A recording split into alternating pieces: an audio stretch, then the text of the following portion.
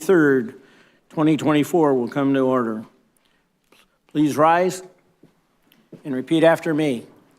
I pledge allegiance to the flag of the United States of America and to the republic for which it stands, one nation, under God, indivisible, with liberty and justice for all.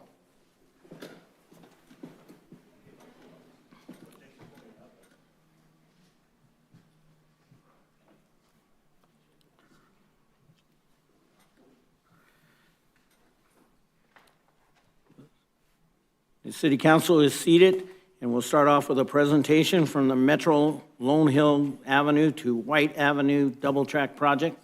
Mr. Mayor, is there any changes to the agenda you want to propose? Yes, I think I'd like to request to table the committee appointments to a study session, please. I support that.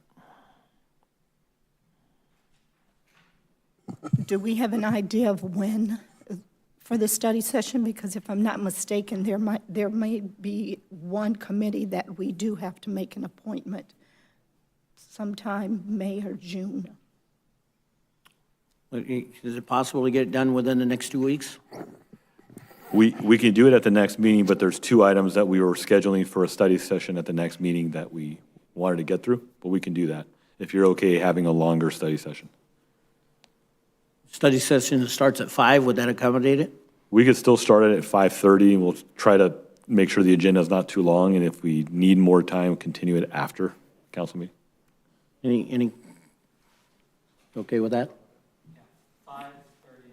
5:30. 5:30, and then we'll come back if we have to. Will there be a calendar invite on that? Yes, there will be 3 study session items we'll be discussing. I don't believe that this appointment thing will take very long, but I just think there's some discussion involved to make sure that everyone is aware of what these committee assignments are and the responsibilities for them. Yeah, and Mayor, I agree that I think it's a good time with the new council to discuss our engagement on each one of these bodies, and maybe staff can discuss what each one of these agencies are, and maybe discuss our role and how long we've been engaged with them, and then maybe council can have a discussion about our continued or reassess our engagement in all of these bodies, or some or more or less. Super. Okay, we'll move on from there. No objection to the study session, and all right, starting at 5:30. Okay, do we have a Metro Lone Hill Avenue to White Avenue double track project? Recognize Josh Francis and Vahid. I'm sorry. Maybe you could help me with the name. Good evening, Mr. Mayor and members of the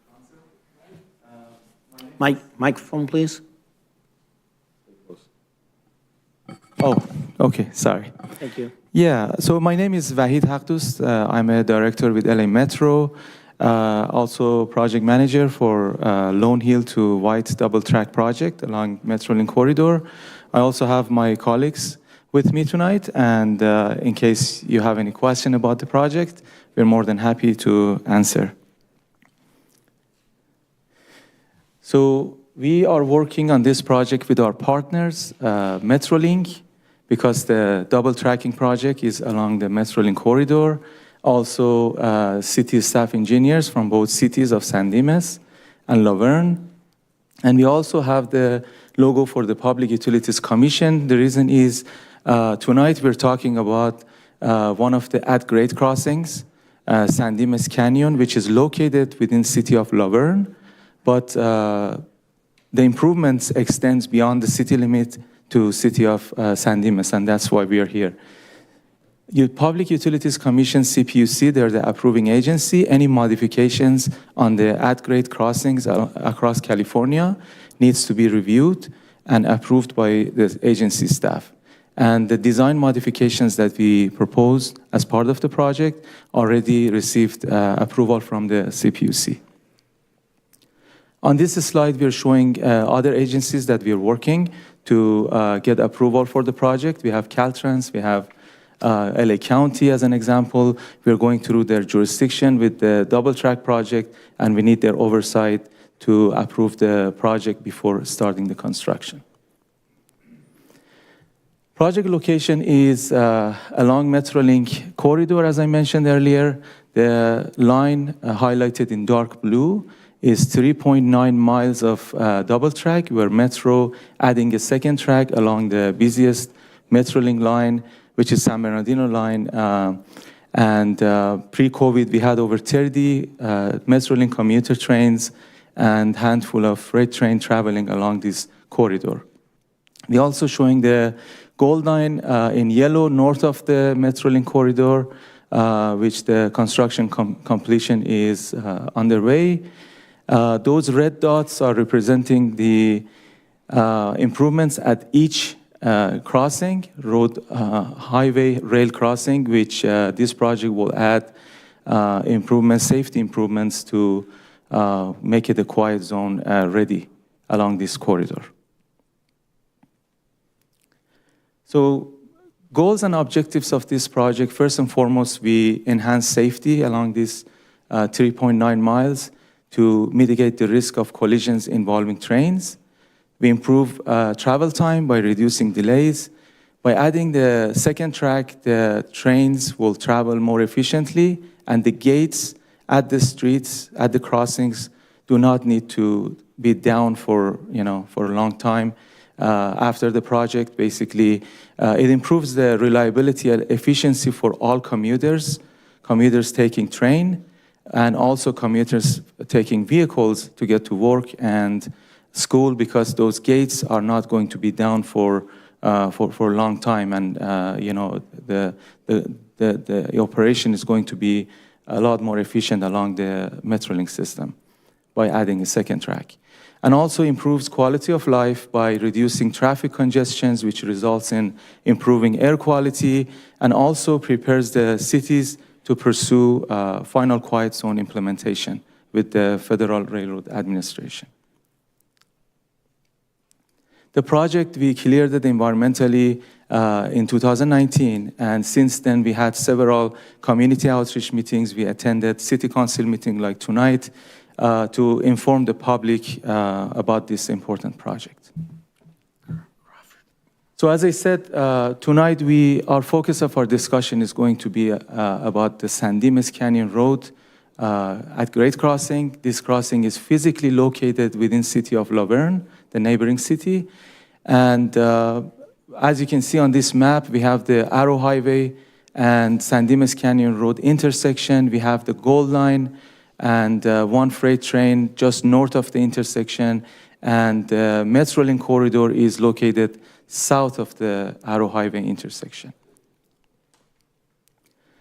So through our coordinations with CPUC, there was a concern about for vehicles traveling northbound along San Dimas Canyon to Q south, and there could be a possibility, we may have a case that vehicles may block the train, and they wanted to eliminate any potential for that risk. And our team looked at different options. CPUC recommended closing the crossing, but that would significantly impact the residents to the south of the crossing. It would block one of their access, and we also considered looking at crossing relocation and grade separation, which is too disruptive to the area because many businesses and residents has to be relocated as a result of any changes. But our design team, working and in collaboration with the city engineering staff, CPUC,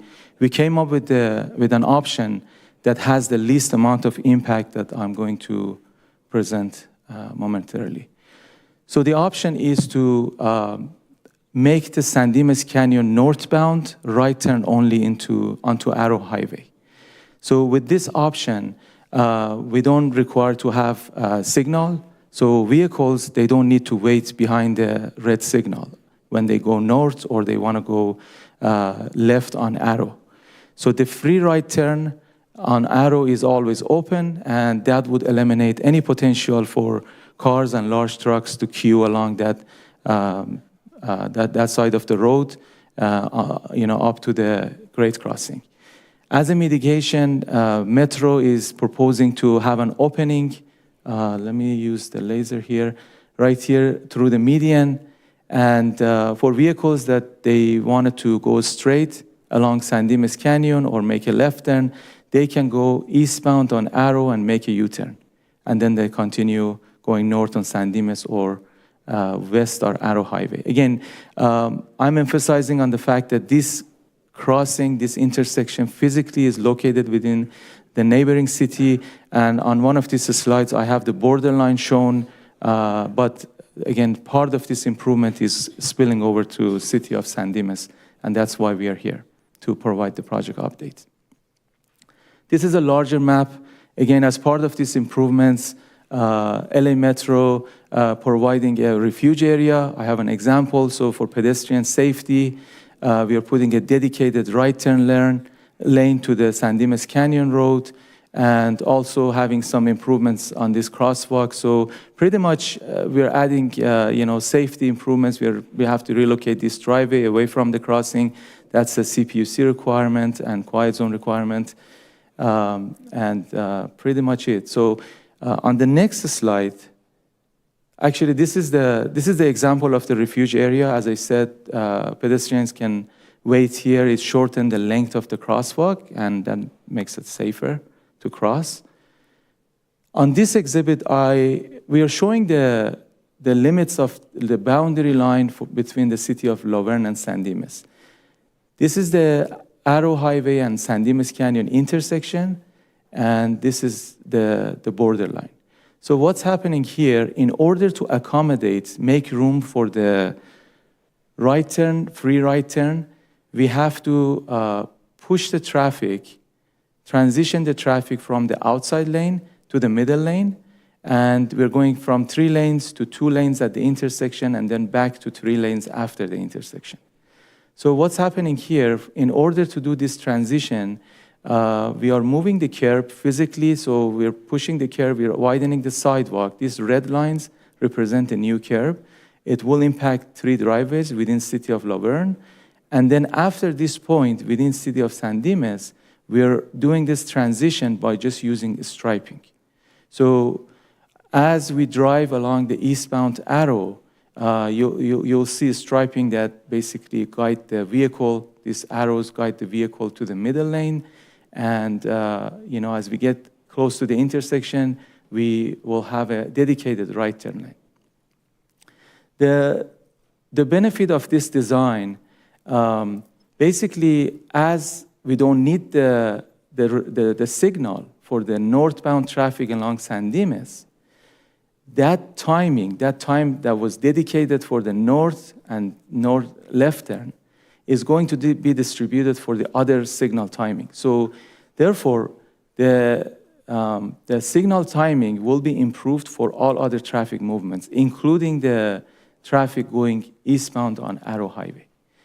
And unfortunately, this slide, for some reason, doesn't show the lengths, but again, this transition was identified by the design speed, and like I said, there is no physical impact within the city of San Dimas. So that was the project update that we would like to share with you tonight.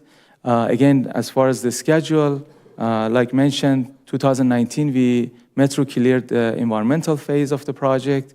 The design team is working on the 90% pre-final design, and it's anticipated to be delivered by this summer. And project is currently not funded for construction. It's only funded for design. But when we secure the funding, the goal is to deliver or finish the construction by 2028, before 2028 Olympic. So that's the schedule, overall schedule for the project. So these are again, we are here tonight for any question, but in the future, please feel free to reach us at, this is the project email address, the website, and telephone number, and we'll be more than happy to answer any question. I do have a couple of questions. Sure. You mentioned, obviously, this project will increase the efficiency along the line. But realistically, what kind of increase in traffic would we see along that stretch? Traffic for trains or for? Correct, yeah. Yeah, so this project is not a capacity project, is a efficiency project. So basically, right now, there is only one track. So when the train's coming from opposite directions, one has to wait until the other one goes. And when we add the second track, there won't need to wait. And that really affect on the crossings too. So when the trains are waiting at one point, those gates are down. So the project is really, the purpose is to increase the efficiency and improve the operation along this line. The capacity projects is usually when you want to eliminate the pinch point. And all the rail modelings that was done by Metrolink for their systems, this project was not identified as one of the projects that is going to increase the capacity. So it's mainly for improving the operation along the system. Okay, great. Yeah. And then I saw in your presentation that it mentioned that there would be noise abatement measures worked into the project. I think last time we talked about this, it's been a while. I'm sorry. Last time we talked about this, the noise abatement that was included, that we discussed, was isolating the track from the I guess it would be the ties, to decrease the amount of like shaking from the train passing by. Is there any other additional measures that have come about since then, or am I misremembering that? No, that's absolutely correct. So it's called ballast mat, and those are for basically decreasing the vibration. It's like it's like a spring, under the ballast. So that's what it's doing really. And based on the studies, 3 studies that was done for this project for noise and vibration, those areas was identified and was added to the final design. And then lastly, this is kind of a sensitive topic for us, and I appreciate you coming here because it's timely. We recently had one of our community members that was struck and killed by a Metrolink train in the city of Covina. So this has been a sensitive topic, at least for me. So I'm curious if there's any safety mitigations that have been considered for this particular stretch while we're revisiting the track and its configurations along that particular stretch. That's very unfortunate. It's a sad news for all of us. We really want to mitigate any risk along the corridor. And what's happening? Basically, we work closely with Metrolink, and they on their inspection reports they have areas that's called hotspot, and any of those hotspots, we're going to add a fence to basically block the access along those stretches. We have channelization on the crossings. So these are going to be based on the latest and greatest Metrolink standards. And what it is, when you cross the railroad, you may cross it in an angle right now, but this project is going to make it perpendicular. When you cross perpendicular to the track, that means you're going along the shortest distance along the track. And we call it channelization because it basically guides the pedestrians to where to walk across the track, and it's safe. We have those automatic gates for the pedestrians specifically. When the train is present, those are down, and basically no one can pass through the grade crossings. But within the road grade crossings, we have fences. As an example, one area is near 57 Bridge. We added a fence, and we're closely working with City Public Work Director, and basically those areas added to the project. And these are fences based on the Metrolink standard. They're wire mesh. They're basically more sturdy than just a regular chain link fence. Yeah. Actually, I said that was my last question. I may have lied. That leads me into another question, and that has to do with the quiet crossings. In your presentation, you kind of mentioned that you'd be setting us up for potentially being able to move forward with quiet crossings. My understanding is that the city moving forward with that type of improvement for the rail line there would involve a significant expenditure in insurance. to cover the liability that would come from a train not blasting its horn as it goes through that intersection. And of course, safety, like I said, is an utmost concern right now for me.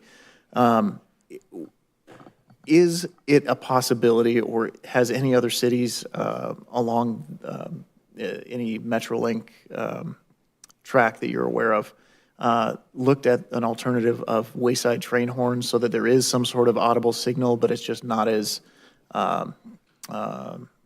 it's more directional and not as disruptive to the surrounding neighborhoods? If I may explain the difference. Sure. So wayside horns is not a quiet zone. So basically what it does, yes, it mitigates the noise.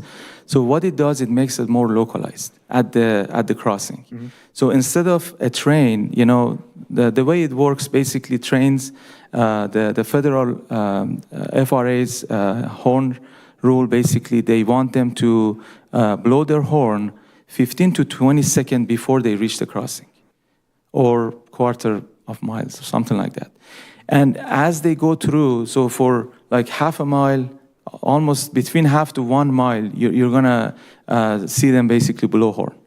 But the wayside is only basically blow horn at the crossing. So basically it's more localized. It's not quiet zone.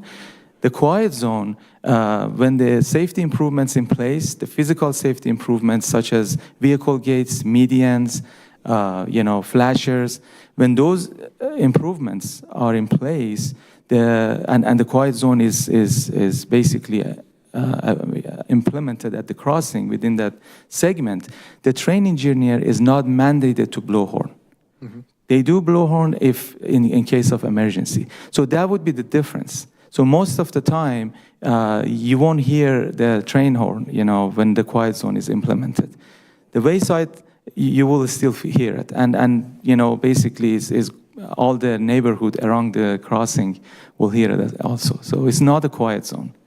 But that can be, again, it has been done, in certain crossings for sure. That is not quiet zone. After this project is, completed in, I think you said 2028? 2028. Yeah. Would that be something that if we, as a council or whoever is on the council at that time, would that be something that we could choose to do if we felt so inclined at that time, or would it be too late? So the quiet zone, really, the Federal Railroad Administration, if you read the requirements, only the public entity, such as city or county, who have jurisdiction for traffic control and law enforcement, they can apply for quiet zone. Railroad cannot apply. So basically, city is the one making the ultimate decision. Okay. But as part of the project, again, this project was a double track project for a certain purpose. And through the project development, it was identified that adding and this is probably the best opportunity to add those safety measures. So project cost estimate includes improvements at 12 at-grade crossings, which could be quiet zone at the decision of the city. Okay. Yeah. Great. Thank you so much. Of course, thank you. Thank you. Any further questions? I have a couple. What happened to Jay Furman? Oh, Jay still is around. He is in the regional rail planning. Yeah. All right. Well, welcome to the party. This has been a long initiative for you guys. Thank you. I guess my unofficial transportation deputy is sitting in the back over there, Mr. Pete Sluis, who you may be familiar with. And, one of my questions that he's raised to me is, what's going to happen if, you guys have done all of this studying, and in fact, if you Google San Dimas and Metrolink, I'd love to say there's wonderful stories of great things, but unfortunately, there's a lot of headlines of people dying on this corridor. So now that you guys have done all these studies, and let's say this doesn't get funded, is Metrolink going to commit to doing some sort of safety improvements to mitigate the issues that are happening that we all apparently are seeing here?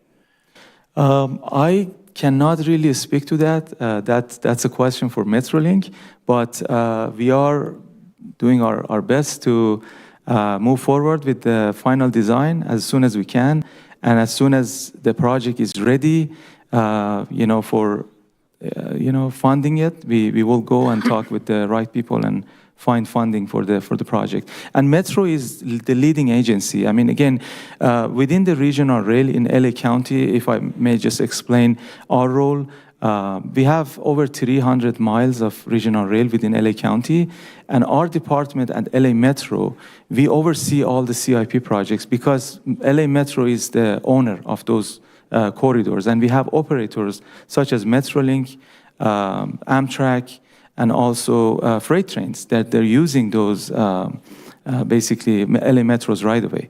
But in this particular case, LA Metro is taking the lead from the inception of the project, 2017, 2016, worked on the project, and we are committed to, look for any available funding to fund the project. And certainly this project will enhance the safety within the region. Yeah. Thanks, and I appreciate that.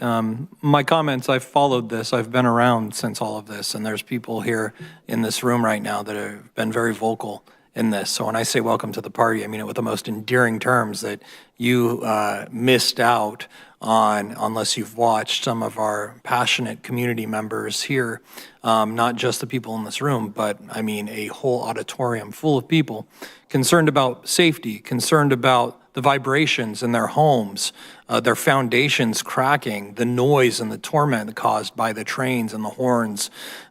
So I appreciate a lot of the listening that Metro and Metrolink have done related to that. I guess one question I would have is, would you agree that with the statement that with efficiency comes improved capacity? Not any future plan as far as we know. Metrolink, they do rail modeling for their systems, and this project was not as part of those projects that will increase the capacity. And I would like to also ask my colleagues if you have anything else to add to this. I mean, as far as capacity, I mean, this project was not listed, and for that really. That's not what I'm asking, though. I'm just a simple statement. Sure. Efficiency lending itself towards improved capacity. You wouldn't agree that that is an outcome of this? Sure. Sure. Council member. Just like Quiet Zone.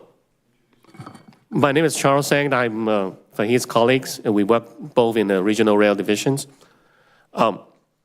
Just like the Quiet Zone, we, on this project, we improve all the at-grade crossings and make all the crossings, at-grade crossings, Quiet Zone ready. Same thing on the double track. For this project, our objective, once again, is improve the operation and safety. It's a prerequisite for future capacity increase if there's a need for it. So if Metrolink ridership doesn't increase, so there's no need, then there's no need to increase capacity. Right, but I guess, and we should define capacity. From what I understand, from the very beginning of this, the idea is that this dual track was going to allow for a more streamlined service to be able to get people from point A to point B with bypassing several of the stops along the way. Is that correct? I would say our main objective is to prevent if a train waiting for the other opposite trains to pass by, to create blockage of the other at-grade crossings, maybe further down the line. Now, we are not, majority of us are typical vehicle drivers. When we hit a two-way street, when we pass by, it's pretty easy, two car opposite direction in a one-lane narrow alley. I just pull over a little bit, let them pass by, then I can go. Train is a little bit different. For my train to park, there are only certain spots along the corridor. I could park maybe miles away and wait for the train to pass by, and it may take a long time for that train to pass by before I can go. Now, think about if you are the one that waiting on behind the gates. I have to wait for the eastbound trains to pass by, but then the westbound trains comes again. So it pretty much doubled up my waiting time. So the project is basically our fundamental goal, once again, is to prevent that to happen. We are trying to minimize the gate downtime. So that's improved vehicular safety and efficiency with equal importance with the train operation safety and operation safety. So I hope I answer your question. You didn't, but I appreciate the explanation. I guess in the end, with all that said, would you agree that that will yield a higher capacity in the end through improved efficiency on that line? Once again, it's a By prerequisite. By removing all of these stops, right? Once again, I have to emphasize, we are making all these crossings and this corridor capacity increase ready. But so, once again, it's up to the community and Metrolink to decide if they want to increase the capacity or not down the road. Right. And by that, you mean adding more trains, right? That's what you're saying? Because what I'm talking about is just talking about strictly capacity through efficiency in terms of movement. But in past presentations that Metrolink has given to this council and to the community, you guys refer to capacity. You're talking about adding more locomotives to that track, and that's what you're saying, correct? Unfortunately, I did not participate. Oh, let's Brian. Who are you? How many of you guys are here? This is good. Brian Balderrama. So I'm the department manager for program management under Regional Rail. So through our program, presentations you probably had in the past from Metrolink were on their SCORE program. That's a $10 billion SCORE program that benefits 6 counties in Southern California. In this location, they'll probably went through all of their capital improvement projects. From their list, they only have Phase A improvements, meaning 2 out of the $10 billion program is funded to date. Some of those projects are capacity-driven. Our project is not. The efficiencies you'll see, if you see 1 or 2 trains coming an hour after the completion of the project, it will not change, 1 or 2 trains. There is no express service that Metrolink could gain through the construction of this project. They're just continuing to operate as they see now and working with the freight rail to move each other's, one has moving people, the other one's moving goods. They can work more efficiently together on the schedules they have based on their current levels of service today. Even after this project, once it is completed, Metrolink would have to come with other projects along this corridor, and they don't have to be in this area. But all of those collective projects would need to be completed in order for Metrolink to go from their current service today to an incremental service. Their goal is to get to 30-minute bidirectional service on every single corridor. They just currently do not have the demand nor the construction funding to achieve that current goal. Thank you. Just so I just make sure everybody understands and I understand, by this double track coming into play, if I'm hearing you right, we can expect, the community can expect, on top of the infrastructure improvement when this thing is live, for trains to be paused along the corridor waiting for others to pass. Is that correct? So a locomotive with the engines, the 2 engines or what have you, I guess will be idling somewhere along that line waiting for another train to pass. Is that accurate?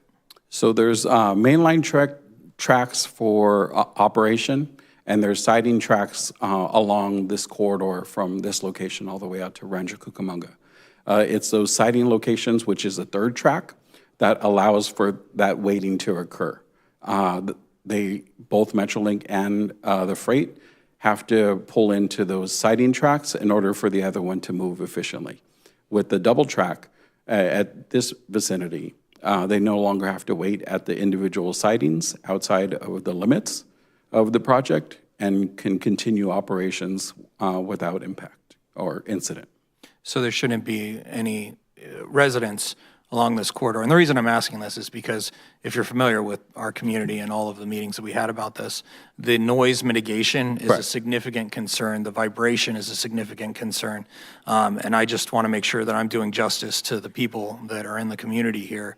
And I being one of them who live not too far from this place that's going to be impacted and can hear the train. So I know my colleagues a little bit newer to the game, but we talked about the wayside horns, and we talked about FRA requirements and quiet zone ready, and we had substantive discussions regarding the liability and transference of liability, even to a point where the city was looking at potentially exploring JPIA or forming a JPA to look at absorbing rather the liability. So I'm saying all that to say that I hope that as you guys continue down this path, that the safety for us is paramount, and the quality of life of the people along that track is significant. So, I mean, I hope you get the funding because we need the improvements, but I also want to make sure that it's not just about the people and the cars driving by, it's also about the residents along that corridor to make sure that Metro and MetroLink is committed to taking care of those issues in terms of their quality of life. Definitely, and that's why with the standard double track project, you'll have safety improvements at every crossing.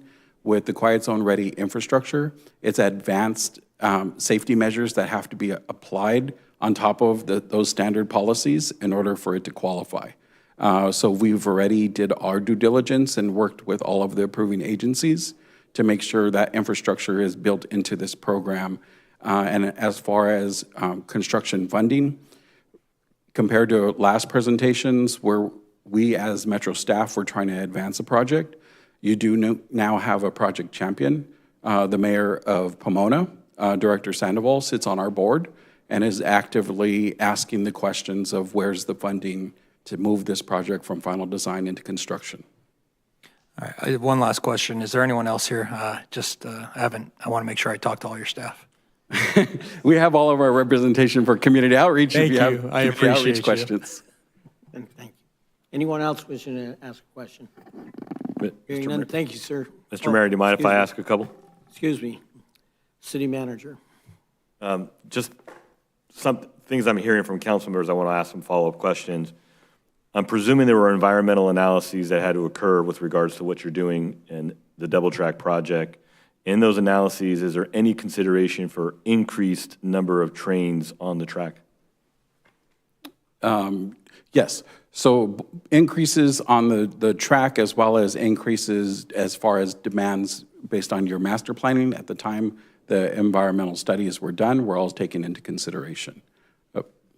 So I mean, to the question that a council member is asking about, I mean, I understand that there's not necessarily a service demand today, but in the environmental, you contemplated there would be and are basing the construction with an analysis that would justify a higher level of service on the track, correct? No. So our project is safety. So we had to mitigate any safety concerns, whether it's physical, environmental, cultural, through our environmental analysis. So any subsequent increase in capacity would have to be done through an environmental document in some future project, and because yours does not have any of that built into it, correct? Yes. So for example, for other corridors, like there's a MetroLink corridor that goes from Union Station all the way up to Lancaster. That's called the Antelope Valley Line. When they promoted through their environmental document a series of capital projects that would implement incremental service along that corridor, through that environmental process, they had to not only state the capital projects that would deliver that increase in service, but what that increase in service would look like. So the public had a chance to not only ask questions, but see how that additional service could impact them in the foreseeable future with those capital projects. Okay. And then Councilmember Weber had asked about impacts, traffic impacts, and I thought he was going in a different direction than he actually went. The response to it was that this is an efficiency project, not a capacity project. But what I saw from looking at this, going from 3 lanes to 2 lanes back to 3 lanes, while there'll be signal timing will change, can you speak to what impacts should San Dimas or neighboring residents see traveling through that corridor, both east and west, as a result of the safety improvement that should be in place by the 28th? I'll let the team talk about the actual impacts to Arrow Highway, but in terms of what this team was assessing before this presentation, based on the proximity of this crossing to the crossing that just was constructed through the Gold Line Authority within just 300 feet. Because of the proximity of two corridors, this project was looking at an initial closure to San Dimas Canyon. We didn't think that was an acceptable option for either city to close the crossing, so the secondary solutions that were proposed were still closing the crossing, moving it 2,000 feet in either direction, which would require the taking of right-of-way that was never divulged in the environmental process as far as additional impacts, nor the disruption that that design would have occurred during construction on your residents as well, as far as local circulation. So the team behind me looked at every possible solution, started looking at outside of the box, and came up with the solution before you, which turned out to be not only the least disruptive to both cities, but winds up having the lowest construction cost of all four or five options that were proposed by the other stakeholders. And we appreciate not closing the northbound, southbound at San Dimas Canyon, but my question was, if I'm a driver driving east or west on Arrow Highway today, there's a certain expectation at peak times of my traveling down that corridor. How does that change now with the improvement that you made a dedicated lane going eastbound from San Dimas Canyon? Yeah, so basically, with this design, our team looked at the traffic that traveling along the eastbound and going from 3 lanes to 2 lanes at the intersection based on the traffic volumes would not change the level of service for the intersection. So that was the result. Okay. Significantly. And then this might be my last question. Sure. Based on what you're saying, I wasn't here at the time, so pardon if the questions seem rudimentary. The quiet zone upgrades, what it sounds like, you are making the quiet zone upgrades, safety upgrades, because other projects would necessitate that down the road, but it would qualify us to apply for quiet zone, correct? Yeah, so basically, in order to make a quiet zone for a grade crossing, you need to have certain improvements, such as, you need medians, like a raised median 60 feet either side of the track. You need vehicle gates, pedestrian gates, channelization, to guide the pedestrians, and so on. There is a list. And then FRA, they have a quiet zone calculator. You put all these features that you put in, and then compare it with the risk reduction that you get from blowing a horn. So it has to be, basically, the risk has to be less or equal when the train engineer basically blowing a horn. And this project, as part of this double track project, Metro will add all the safety features. So both cities can apply, send the NOI, notice of intent, to FRA and, basically apply for the quiet zone. No, I understand some of that. You're doing the upgrades not out of the goodness of your heart to allow us the opportunity to be a quiet zone, but because there are other requirements or benefits down the line, correct? If I may, Metrolink, when this all started, there was a lot of substantial discussion regarding quiet zones and a substantial turnout from the community that was interested in quiet zones. So through the course of the discussion over time, Metrolink agreed to make all of the crossings quiet zone ready. And that's the commitment that we've seen since. So, but quiet zone ready is what they're doing. Whether or not the assumption of liability is going to happen, the Cliff Notes version is they've said no, and we're saying let's do it. So that's where we're at. No, and I appreciate Metro doing the quiet zone. I was kind of building up to the real question, the question which our finance director would appreciate. When all these improvements are said and done on the corridor, the pedestrian safety and all the requirements to be a quiet zone ready, who will pay for the maintenance for all of that in Metro Link's right-of-way? So there will be a construction and maintenance agreement after the project, and there will be cost sharing from the city to maintain all the safety features. And again, FRA ruling is saying that the public entity, I'm sorry that I'm repeating this, but the public entity responsible for traffic control and law enforcement, they're the only entity can apply for quiet zone. And every CNM agreement that I have seen, there is a cost sharing that city should bear, for the maintenance. And that would trigger at the time we're applying for the quiet zone. So if we're not awarded it, we don't incur the maintenance expense then? That's a good question. So if let's say, they don't qualify, yeah. With any metro project that goes through a city's jurisdiction, there are operator and maintenance expenses between the jurisdiction and the operator. So regardless if there is a singular added infrastructure to one of your grade crossings or 10 different types, that all gets folded into the conversation for O&M responsibility between the jurisdiction and the operator. So we need to contemplate going forward what that maintenance cost would be when we're building the budgets in those. Yeah, I mean, there's, to be honest with you, it was just a matter of time before this presentation. The last meeting we had, if I recall correctly, was that at some point in the future, which was many moons ago, Metrolink would come back and give us an update on where they were in terms of the phase and the studies and all of that. So it sounds like completion of that has been done. They're continuing their work. So this is kind of that. At some point, I suspect the city should have another public meeting or a study session regarding this to get a little bit further and pick up on maybe where it was, where it came, where we're at and where we're going. Because some of those decisions the council did not make any decisions on, and we didn't take any further action because, to be honest, it was we need another year to bake this out and do another phase study, so we're still looking for funding. So it sounds like we're getting closer to the end of the process. So we're getting closer to the actionable time if the city was going to advocate for anything or work with Metro and Metrolink.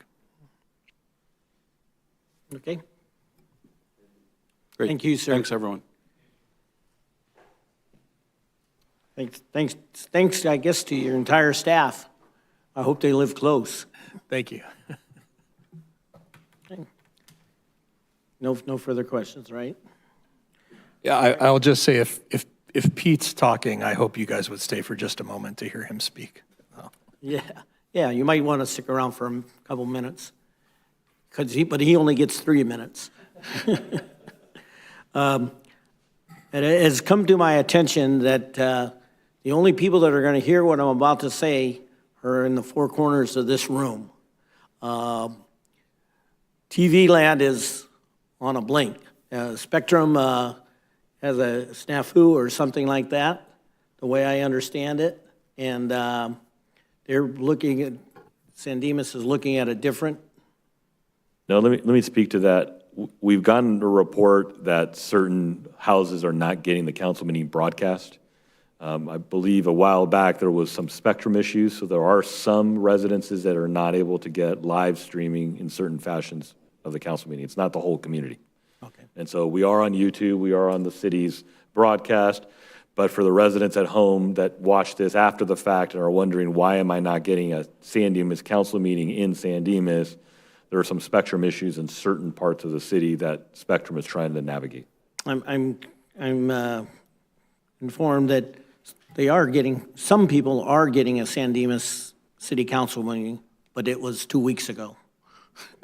So, If this impacts our ratings, Chris, I'm going to be very upset. Yes, we had riveting meetings before and we wanted to have high rating marks, so we replayed the old meetings.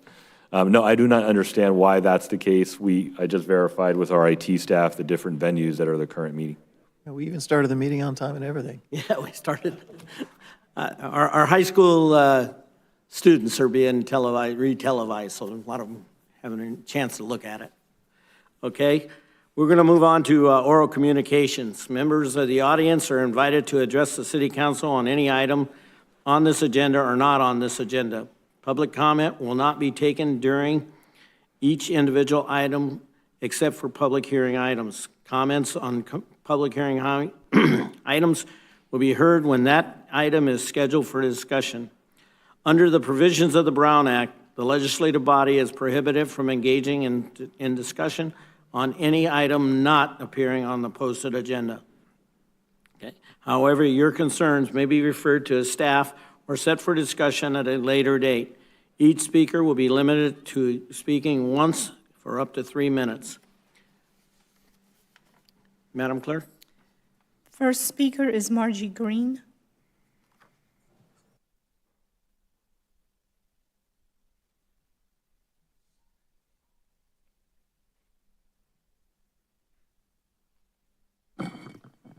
Good evening. I'm Margie Green. I'm representing as president for the San Dimas Historical Society. We've got a lot of things coming up, so I will do it in order. This weekend on the 27th, April 27th, over at the Martin House, that's across the street at 246 Bonita Avenue, we're having a joint yard sale with the Chamber of Commerce. The Chamber of Commerce and the Historical Society used to share that building. We are clearing out the basement area, and we're getting rid of a lot of things that have been collected from the Historical Society and the Chamber of Commerce for many, many years. So it'll be a great time to come to a yard sale. All the proceeds will go to update equipment and things within this Historical Society and some within the Chamber of Commerce. I want to remind you that the Historical Society is open to everybody. We would love to have new members, so you can come. You could sign up that day. We're an all-volunteer organization. What we're doing is saving the history from the past and the present for those in the future. So please come and see what we've got at the yard sale. We're going to have some great bargains because we don't want to take anything home or put it back in the cellar. So that is this Saturday, April 27th, and we start at 8 in the morning, go to 3 in the afternoon, and believe me, we got some great prices. The next thing coming up, the Historical Society is sponsoring and putting on an art show, a student art show for our Congresswoman Grace Napolitano. This will be her last art show with us. We hope that the next congressperson takes over and will do it. We've done this for many years through David Dreyer and now Grace Napolitano. We will be setting up the art on Wednesday of next week. We will be showing the artwork of the students upstairs where the Historical Society is located, and this is in the Walker House at 121 North San Dimas Avenue. The art show will be set up just beautifully, I'm sure. We've got 103 art projects that will be on display. There again, we're all volunteer in doing this for our Congresswoman, and we will be able to, you'll be able to come and visit it from noon until 3 o'clock on Thursday, and Friday we will be open Friday night. This is May 3rd and 2nd and 3rd, Friday being the 3rd, and we will be open from 5 until 9 that evening. And so we hope you can come to that. And we also have the awards presentation, and that is on Saturday morning starting at 8:15. Grace Napolitano will be there in person to present the awards to the students. First place award, the artwork will be hung in Washington, D.C. The second place will be in our office in Washington, D.C. Third place winner hers will be in her office here in Southern California. So it would be great if people would come by just to look at the artwork and visit with Grace Napolitano. It's a great honor to be able to put on the art show for her. Thank you. And we do appreciate that. And then we will also have our walking tour coming up. Thank I know. you. Mayor, I'd move to extend the speaker's time. I've got so much to say, and it's all good, happy stuff. No arguments here. Okay, and we will be doing our walking tour of this city again on the second Saturday of the month, so that will be May 11th. Hope to see people there. Thank you very much.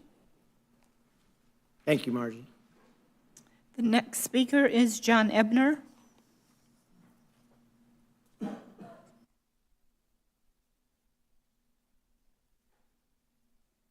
Hello, everyone. I'm John Ebner. I used to be on the city council. I'm a resident here in San Dimas. I don't want to take a lot of your time, so tonight I'm just going to borrow a line from The Graduate, the 1967 movie. I just want to say one word to you, just One word. Trees.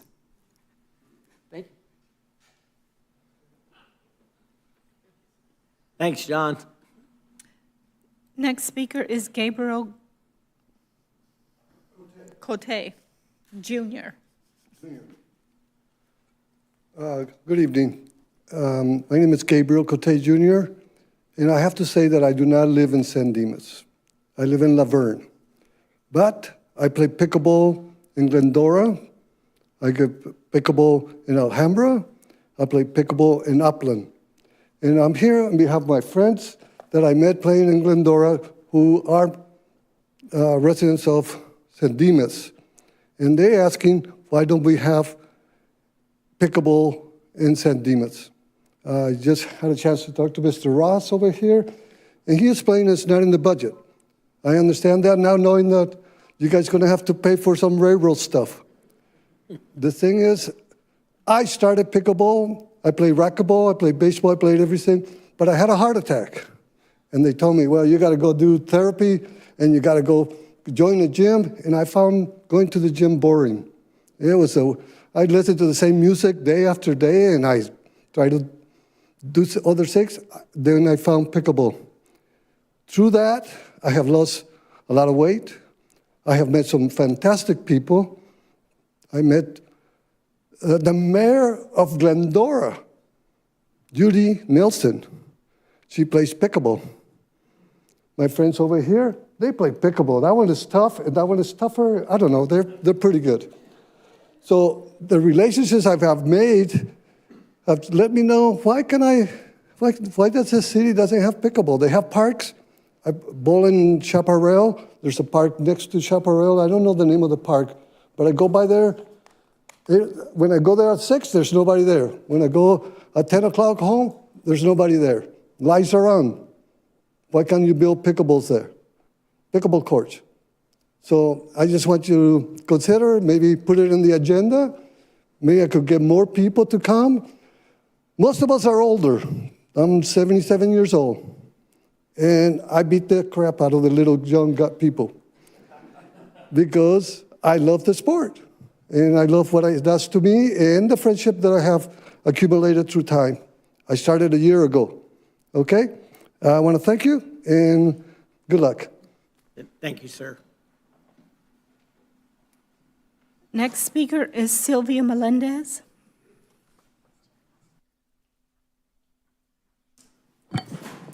Hi, everyone. My name is Sylvia Melendez. I'm the CEO of the San Dimas Chamber of Commerce. I want to thank Mayor Bader for joining us earlier today for a ribbon cutting celebration for the Star and Stone. It's a new business here in San Dimas on Foothill. I'm here to talk about the Teacher of the Year Awards. They're coming up on May 9th, and you're all invited. The doors open at 4:30, and it's from 5 to 7. We recognize our teachers here in San Dimas, so we want to make sure to have you come out and celebrate them. We're currently looking for sponsors and individuals looking to promote their business by contributing to the gift baskets for the teachers. We have 10 teachers, and they'll be added to the program. We're also looking for people that are interested in registering, so please register as soon as possible. And more information is located at the San Dimas Chamber website. We have a new website. It's sandimaschamber.org. You could also email us for more information at info@sandimaschamber.com, or you could call our telephone number at 909-592-3818. Thank you. Thank you. Mayor, that was the last speaker card turned in. Anyone wishing to speak to the council at this time?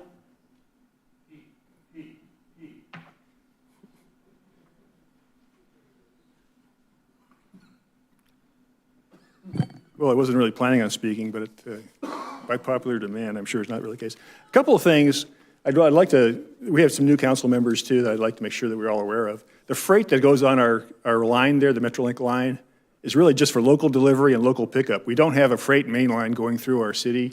We have one company that has deliveries in San Dimas, deliveries and shipments, but it's not a regular freight line, just for informational purposes. I appreciate the safety and all the stuff that Metrolink and Metro is funding it, is putting into this project, but my major concern is not the crossings themselves, It's the between crossing activities. That's where we've had our fatalities. That's where it's, I think it's going to be even more dangerous if the trains are not rolling their horns, because people illegally go across the tracks.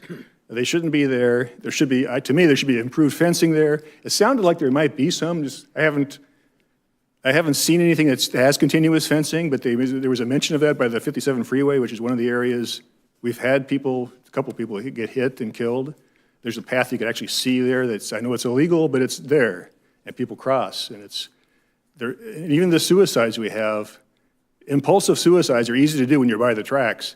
If there's a barrier to getting to the tracks, you know, it's much safer, it's much better. Every time someone gets hit, it takes hours away from the commuters. You know, the families get destroyed. It's not a thing we want. We have visibility problems. We have a blind curve. If people can't see the train coming and there's no horn, and they're not by the crossing, because the crossing does have bells and whistles and whatnot, or bells and whatever, flashing lights. But if you're somewhere where they're not there, and you're wearing headphones, like this poor guy was the other day, it's going to be more dangerous with quiet zones if we don't put fencing in. And we need superior fencing. Metro is putting in very good fencing on the light rail tracks, and Metrolink is not coming anywhere near that, what I've seen. Ballot mats for the vibrations were only on the side of the double track. Existing houses have problems with vibrations. Those are not being addressed by this project. I think it should be. We could feel the vibrations. Everybody in my complex knows them. The people move in, the first thing they do is complain about it. So to me, it's still, I wish they were doing more.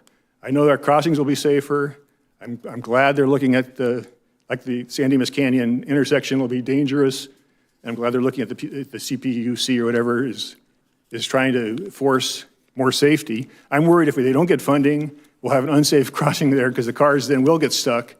There were 2 people killed in Redlands on the new Arrow line when the crossing arm came down on a car and she panicked and she went up a few feet, but she was stuck between cars, and I'm worried about that. But thank you guys, I appreciate it.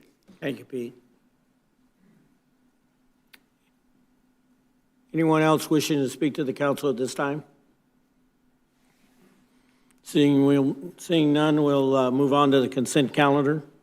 All items on the consent calendar are considered to be routine and will be enacted with one motion unless a member of the city council requests a separate discussion. Move approval. Second.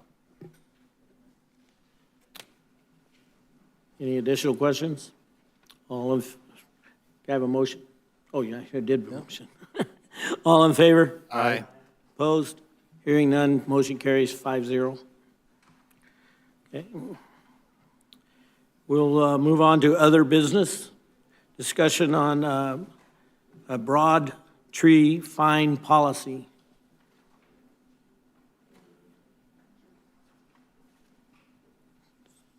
Thank you, Mr. Mayor. We've talked about trees on a number of different agenda items, from walnut trees to egregious tree fines that the council put into place. There are a couple more items that are coming forth tonight, and we've bifurcated the items so there's not just one item. So this item speaks specifically to what the current existing fees are in these tree programs. The other item, we have a municipal code text amendment that's coming forth from a resident, as well as a grander conversation around that, as the Planning Commission had heard that item and wasn't recommending it, and is recommending other changes to the code that we will be bringing forth at a study session that was planned, is one of the 3 items that's planned for the next meeting for more direction from the council in terms of where you want to go when it comes to trees. And so this one specifically is narrowed to just answering the questions about what are exactly the fees and determining whether you want to make a change to the general fees or just receive and file and then have a grander conversation during that study session. So with that, I'll have Scott do the presentation. Thank you, Mr. City Manager, Mr. Mayor, members of council. I'm Scott Wasserman, Director of Parks and Recreation. And this item pertains to a discussion of a broad fee policy. In the city, we have public trees and we have private trees. Public trees are generally owned by the city. We refer to that as the community forest. The city maintains a community forest of about 9,400 trees. Public trees are addressed in the San Dimas Municipal Code in Chapter 13.36. So that's the chapter of the code that addresses how we're to care for the trees. It also enumerates some of the issues about permits and fines and things like that. In Parks and Recreation, residents can, if they have a city tree that they believe that they would like to maintain, perform some kind of maintenance on, usually it's in front of their home or perhaps in their, the landscape easement in front of their house, they can submit a no-fee permit to the city. That comes to me as a Parks and Recreation Director. And typically, staff goes out when they determine if the work is warranted. Staff usually does that work themselves. As far as administrative fines, we do have fines that are set forth in Chapter 13 for violations of the code as it pertains to the management of public trees. Those violations, they're the same, the fines are the same as what you would see throughout the rest of the municipal code. They're the administrative fines, $100 for the first incidents, $200 for the second, and then $500 for the third or subsequent violations after that. City manager mentioned that the city council also created a new fee, a fine rather, of $1,000 for egregious violations of city trees in public areas. Private trees are a little different. Private trees are addressed in a different chapter, Chapter 18 of the San Dimas Municipal Code. Sometimes you'll see these referred to as the privately owned forest. It's simply the trees on people's private property, in their front yards and their backyards. The purpose of this code, Chapter 18, is to preserve mature trees and other trees which are determined to be desirable by the community. This section of the code is actually administered by community development. And they do have some fees that are in the staff report here. And I apologize, I don't have those in my fingertips. But they have fees.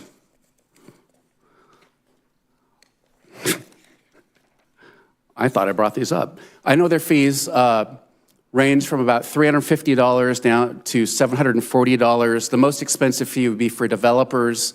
If they're developing land and they want a tree planting, schematic evaluated, that would be the fee that they would pay.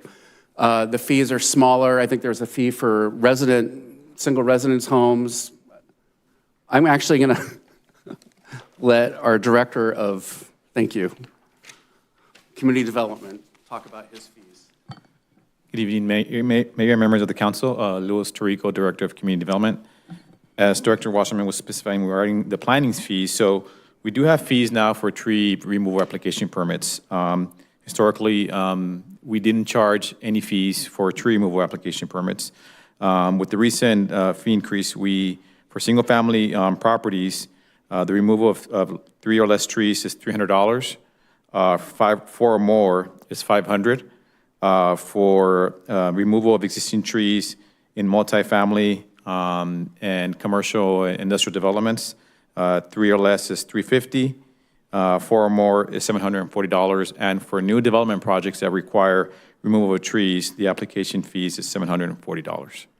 And this covers staff's time to review the applications, the arborist reports, any information that's provided with the application that allows us to ensure that they meet the findings. And oftentimes, if the information is not adequate, staff will actually go out to the site and do a site inspection to make sure that the removal of the tree is in compliance with our code. If there are any questions regarding that, I'd be happy to answer that. Yes. I have a question for you. Okay, so the tree permit for single family is $300 for 3 or less trees. Are the fines the same? It's $100 for the first offense and then $200 and then $500? That is correct. So doing it the right way costs more than taking a risk and paying the fee? Well, if the fines are on top of, they'll still have to go through the process, and they'll still have to submit the application and go through the process. Okay. I'm still feeling like doing the right thing should be easier and more appealing to somebody. That's just my thought on it. Well, what are you thinking? Well, doing it, the permit should not be that much, is what I'm thinking. Like shave off $100 or $200 there and move that to the violation, to the fine? Perhaps, yeah. so that you're really targeting the people that are not doing it correctly. I will say in a broader respect, I'm not a huge fan of the city being in charge of what goes on in the community member's backyard, but that may be a different issue. That's an outstanding issue. Just to clarify as well, in that same policy, it doesn't really, as we're looking at the summary, at least in the staff report, it doesn't really break it down as tree removal necessarily for those permits. It kind of just says work on those trees. Would that encompass major pruning or anything like that as well, or is it just tree removal? For private trees, it's the removal. However, our code does specify that if the trees are severely pruned or topped to the point where they're considered to be removed, then we consider them removed and we go through the process. Even on a private tree? I'm speaking for private trees, yeah. I'll let Scott answer that question for community trees. So I guess, oh, I'm sorry, go ahead. Can you repeat the My question? Tourette's was Sorry. kicking in, sorry. My question was answered as far as it goes for the private trees. Okay. That's mainly what I was concerned about. But I think with the, topping a community tree or something like that would probably be covered under the egregious violation, $1,000 fine. So I have a public question, trees. I guess. On a public tree, yeah. Right? So I can hear John on my shoulder right now. I know he left. He's probably at home watching it or streaming it right now. Trees, yeah. So I guess, I can only imagine that council passed, actually, I'm sorry, just to clarify something. Earlier you said historically there was not a fee for tree removal on private property? That is correct. And when did we start charging? And I'm sorry, so for single family, there was never a fee. So we recently, with the fee increase that we did this past year, that's when we introduced the fee for single family properties. Okay, and then the fee that we went with, I'm assuming was proposed in the fee study, the council approved. That is correct. What was the intent of staff in terms of how we selected the fee? So this fee, along with the other fees, we looked at staff time and to kind of recoup the time that goes into it. So again, when we do get these applications, we do review the arborist reports or any other information that's submitted with the application. And oftentimes, we do perform site visits of the site to ensure that the information is correct and to make sure that it meets the findings. Staff will, once approved, staff will write an approval letter, send it out to the applicant, and then follows up. Typically, we require that it be replaced within 90 days. So we follow up with the applicant to ensure that the trees were planted. And how much cost recovery is $300 from a single-family home getting us? I don't have that at the top of my head, but if I recall, I think $300, that may be only cover about a couple hours, to be honest with you. So it's not 100% recovery. It's not even remotely close, it sounds like. I guess I'm well, it's no secret I'd be in line with Councilmember Bertocto's earlier statement on this. But I also understand, the idea that, a cost in terms of permitting, hopefully will encourage compliance, with people to do the right thing. But on the flip side, if people are out there doing it, then, they may not be complying anyways. But that gets back, I guess, to the issue of the fine. And, it's no secret that chainsaws and roofs are all done on the weekends or have been in the past, pruning and roofing jobs.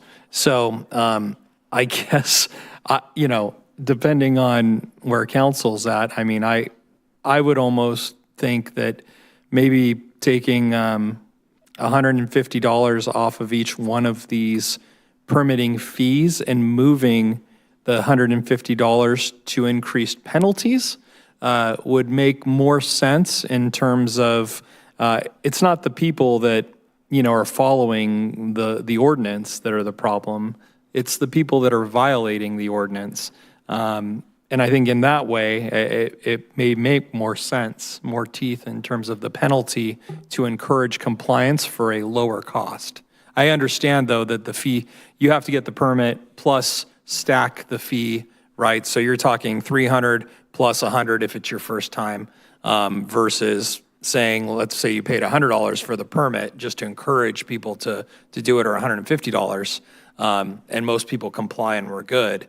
But then for the people that are non-compliant, they'd be looking at a $250 fine for the first time, and then see that $150 increase across the board. I don't know what council's thoughts are, but I'm just spitballing. I gotta be, oh, sorry, go ahead. So the thing for me is the cost recovery, especially after the discussion we had. And so given that you need these permits, I understand, just to assess and make sure that any kind of work is done safely. That's, I assume, what the permits are meant to do. So that way you don't have somebody removing a tree that could cause a lot of damage or have unforeseen consequences. If you want to make the penalties higher, I am in favor of that. I agree with Rachel. But in terms of lowering the fees, if we just got out of a discussion where we're going to have to make cuts, and then we have this, which is not even covering full cost recovery, that's hard for me to support, because that would mean that it would increase the deficit. If you were to move this over to penalties, I assume that that would not quite net out in terms of widening the deficit that we're looking at. So out of curiosity, if you were to increase the fees, I'm not advocating for this, but if you were to increase the permit to full cost recovery, what would that look like? And then also, how do those permit costs compare to our neighboring cities? Are there permits around this amount? Are they higher? Are they lower? And then what does the full cost recovery look like approximately? I mean, I'm taking a guess here because it's been some time that we did that study, but I want to say that full cost recovery, we're actually looking at probably closer to $1,000, to be honest with you. Okay, so we're subsidizing these. Which is significantly higher than other cities. We did a survey of the cities, and we're on the lower end. I think the one that comes to mind right now, we did look at City of Arcadia, and I think they are at close to $600 for a single-family permit. For 3 trees or less? They don't break it up. It's just for one permit covers all the trees. I see, okay. In their city. So. But most people are going to have not 4 or more trees on their For property. single families, it's rare when you have single families that you have more than 3. It's more when you start getting into the multifamily properties, which for those, there's a lot more staff time that goes into that. Just to mention, I am 100% in agreement that I question why the city would even expend staff time on sending somebody out to someone's house to walk around in the backyard and check out their trees. But I also recognize that there are certain species of trees that may be of particular importance and in need of additional regulation or protection or just consideration. But there are also trees that are invasive, that are dangerous, that add nothing to our urban forest, and that I don't know that the city should be all that concerned about if somebody wants to remove it without a permit at all, as long as it's their private tree. So as a way of offsetting this permit cost, I might suggest that we perhaps entertain the idea of creating a list of tree species that we're interested in prioritizing enough to require a permit on the behalf of the homeowner, to have city staff to come out and look at it. Otherwise, something like a eucalyptus, tree of heaven, a queen palm that somebody bought at Home Depot and it has gotten too big, a white ash tree, those things sprout like weeds and do a lot of damage. Things like those, I don't necessarily see a whole lot of necessity to have staff even go out and entertain the idea of reviewing that tree for removal or major maintenance. So you're saying no permit required for like a list, if you will, basically. We'll come up with or we would ask staff to come up with a list of trees that are felt to be well, not that any tree doesn't matter, but more valuable perhaps than others that are non-invasive and so forth. And then subsequently, all other trees would not require permitting or staff time. Yeah, and I mean, if there's another tree that we may have missed on that list that we feel warrants protection, we can entertain it on a one-for-one basis and add it to the list. I mean, I like the idea. I know that that would address Councilmember Nakano's concern in terms of staff time, because you're chopping away at the time required to be able to address it. So that eats into, you know, how much time we actually have to spend. Yeah. Right? And then we look at the penalties for noncompliance with the policy if someone did go and cut down a tree that they needed to get a permit for, and then we have a significant penalty for that or a steep one. I think my question is around the permits are not necessarily just around the type of tree and whether it needs protection. It's about how that work could impact stuff. So for example, if you had a really large tree, regardless of what kind of a type it is, and somebody wanted to cut it down, staff would come in and make recommendations about, well, you can't just cut this down because if you did, the chances of it falling on someone's house is really high or something like that. Is that my understanding of what the permit process is? I guess I don't really fully understand why you would need permits to begin with. Like, what does staff do when they're looking at a permit? Are they looking at the types of environmental protections that Councilman Weber is referencing, or is it more of like, can you do this safely? In which case, tree type may not really matter. It's more location of tree, size of tree, et cetera. So what does that entail? So our tree ordinance for private trees, we protect all oak trees with an 8-inch diameter or greater, and any other tree that has a 10-inch diameter or greater on the property. So those are considered mature trees. The purpose and intent of the ordinance was to preserve these trees and to kind of preserve the canopy in the city. There are findings you have to make to remove these trees. One of them is if it's causing damage to structures, utilities, if they've been overplanted and there's too many trees where the amount of them is not allowing them to grow healthy, or also in situations where there's issues with the tree that there could be it could be a hazardous tree. For example, if it's leaning or if it's lost limbs, things like that. Those are the reasons we would approve a tree removal. And also for development. So if we have a site that's being developed and the tree's right in the middle of the site, that will be a reason for removal as well. So just to clarify, though, then the permits really are about looking at the type of tree, as Councilman Weber suggested, and not necessarily other aspects of the tree and safety removal and that sort of thing. Correct. Got it, okay, great. You know, as we all sit up here, we all know that most time that people are cutting trees is on the weekend. So my question would be, and others I'm sure, is how many tree permits are we actually processing a year? Because I will tell you now, you can drive up and down these streets any day of a weekend day, okay? Sometimes in the evening, trees are being cut. You can see tree people out there doing it. So how many tree permits are we processing? I don't have that number. I know a year it is several. It is a lot. I do know that oftentimes we do have a lot of residents that are involved and concerned about trees, and we'll get calls. We'll receive calls on Monday morning regarding removals that occurred over the weekend. Sometimes they'll call the sheriffs out there, and they'll document it. And in situations like that, we can actually enforce our ordinance. But you are correct that a lot of times they do occur over the weekend, and we are not aware. But I don't have a number for you, but it's a lot of tree permit applications that we do process a year. It's a lot. Yeah. Even with the ones that are done illegally, we still have a lot of people coming in and getting permits.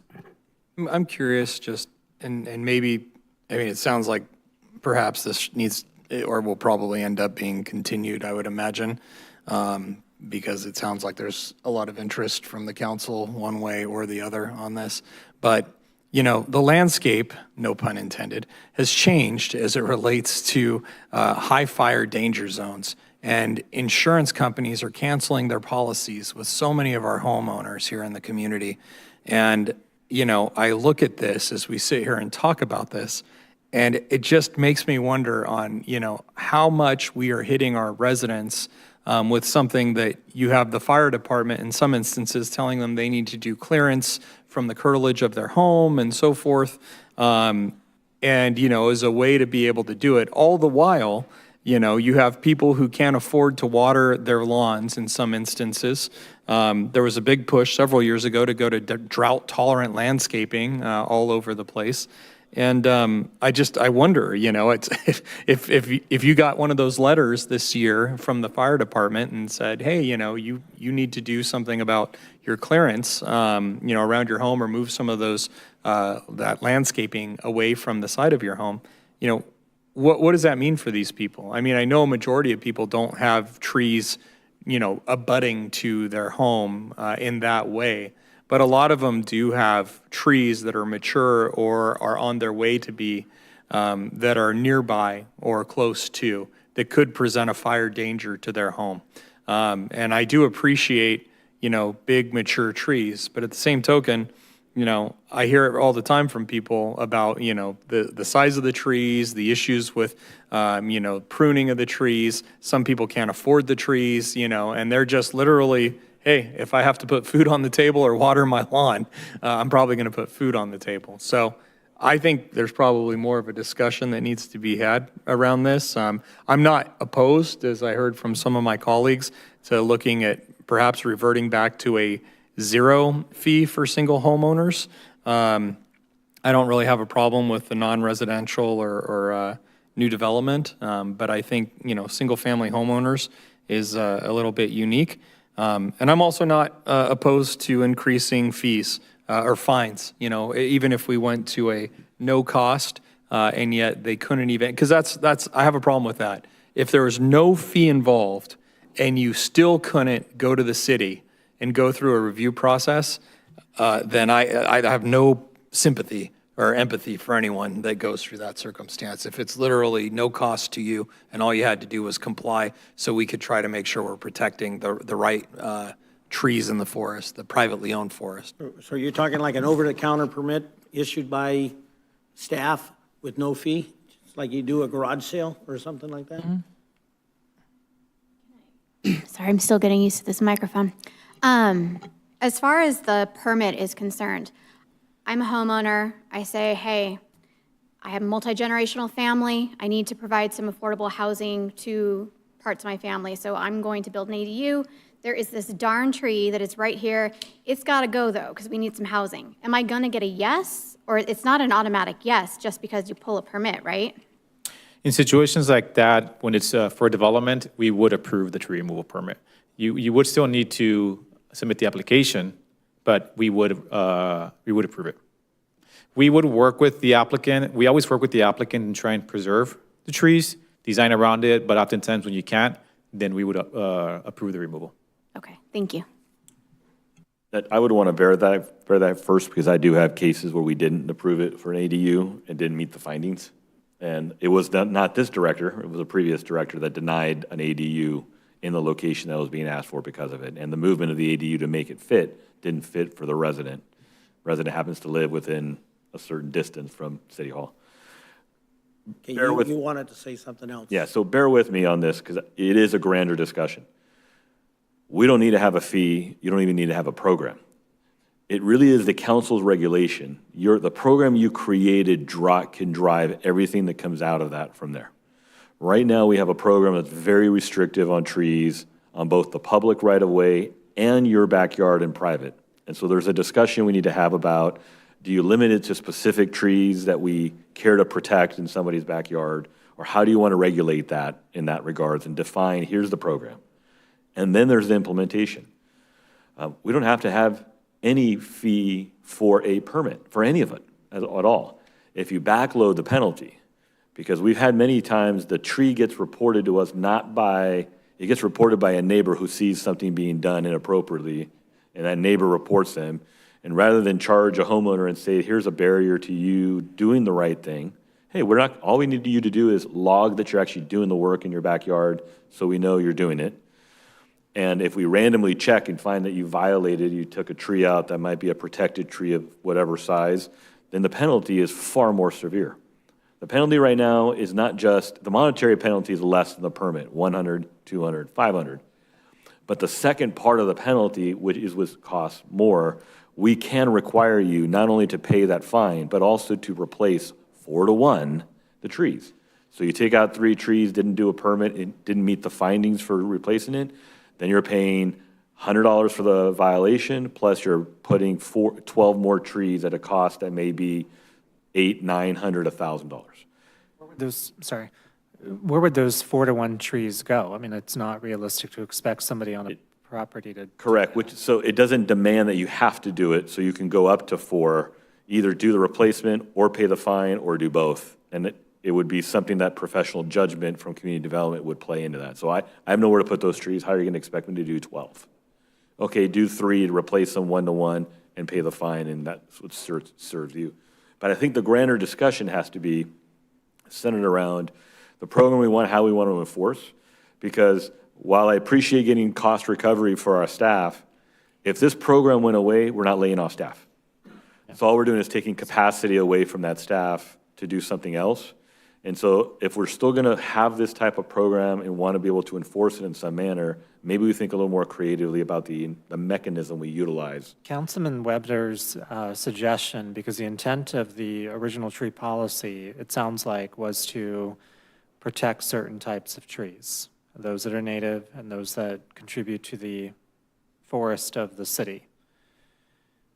His proposal to have a list of trees that would fall in that and follow the spirit of that program seems like a wise one. And that would allow people to have the freedom to remove problematic trees, your eucalyptus trees, other trees that may not be suitable for this environment, pose a fire risk, et cetera.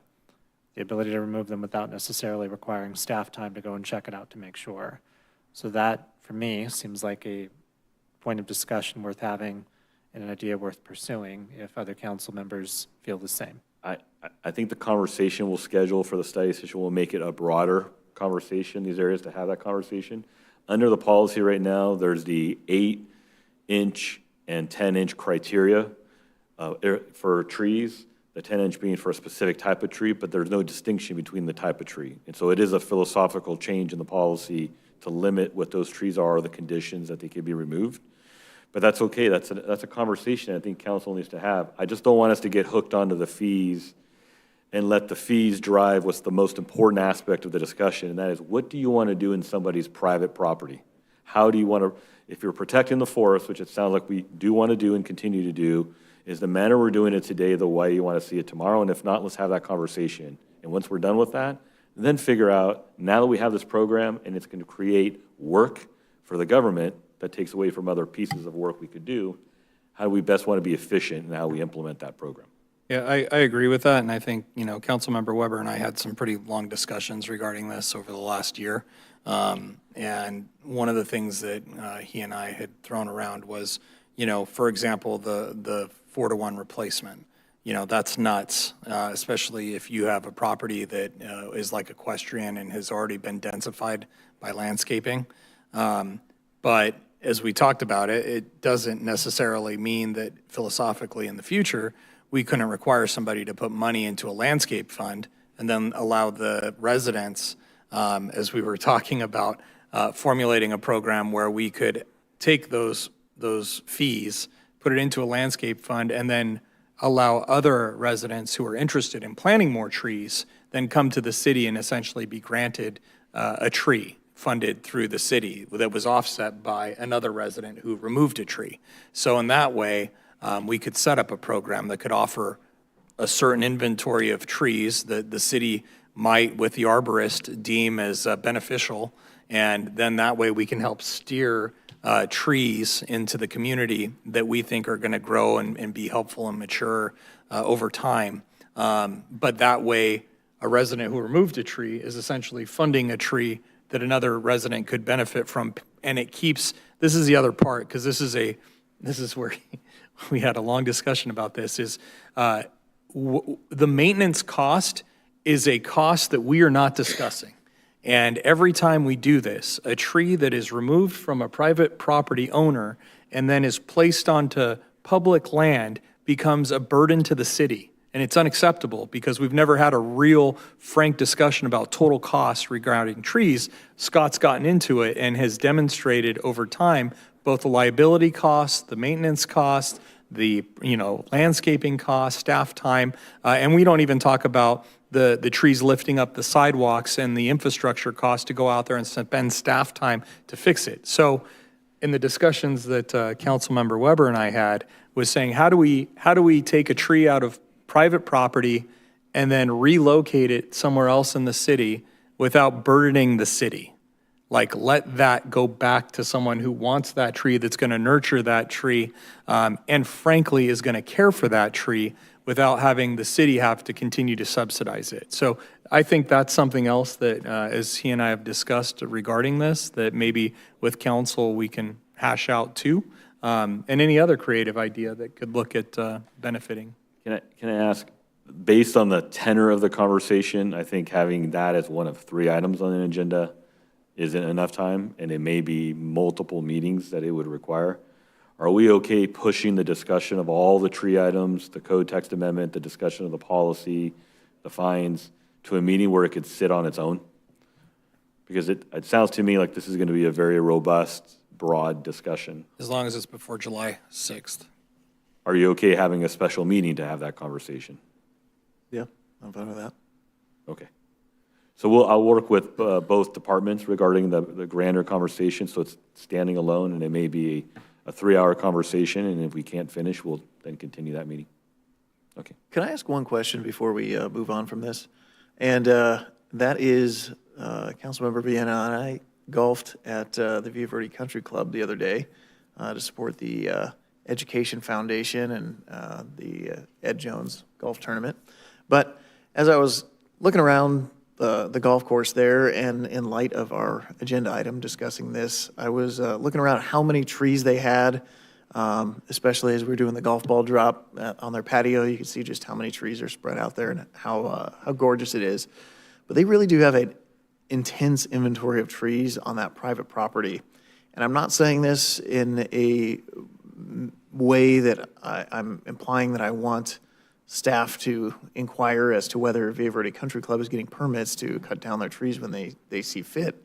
But I'm just more curious, somebody that contributes so many trees to the inventory in our city, private trees that we don't have to maintain, that greatly contribute to the beautification of the city, are they pulling permits? Are they expected to pull permits? I think right now the answer is yes, but I don't realistically see that as being possible for somebody that maintains that many private trees. It would just be cost prohibitive. For trees that are greater than 8 inches at the 3-foot mark, yes, they would have to pull permits. Now, do they pull trees? Realistically, we're trying to protect the forest, and the mechanism we have is not going to be adequate. And when you're the resident or the private business owner on the back end, you may look at us and go, what are you guys doing in the way you're trying to implement it? And I think there may be a better way to kind of structure the program and the system to enforce and do it in a way that it makes sense for what we're trying to accomplish, and for the resident and property owner, oh yeah, that's a reasonable way. I mean, it doesn't cost me anything unless I try to circumvent the law, and if I get caught, ooh, boy, it's a penalty I don't want to be paying, so let me do the right thing. Let me contribute to protecting the forest in the way the council has defined. I just want to add to that exactly, that's what I'm thinking. I 100% want to protect our trees, but we need to do it in a way that is very clear, that is very enforceable, that doesn't burden our residents, and that leads to compliance. So that's what I look forward to working on. We will prep for that. It won't be at the next meeting, but we'll schedule a special meeting that we're study session to talk about this broad topic. Thank you. All right. Any further comments?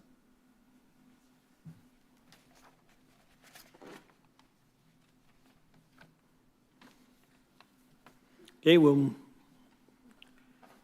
move on to oral communications. Members of the audience, speakers are limited to 3 minutes or may be determined by the chair. Seeing anybody? Oop. This begin?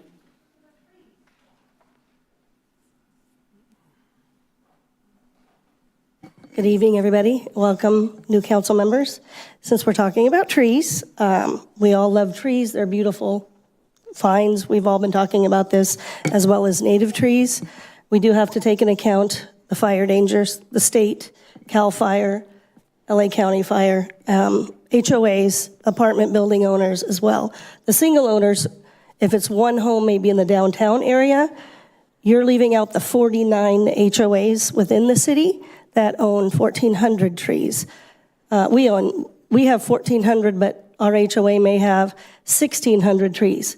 What we can pay for, what we can maintain right now with mature trees that were planted 38 years ago that were never taken care of. There's also trees like that within our city that are old. There's a lot of pines, there's a lot of eucalyptus. You look right out here on City Hall, they look like the giraffes are gonna come eat the eucalyptus leaves.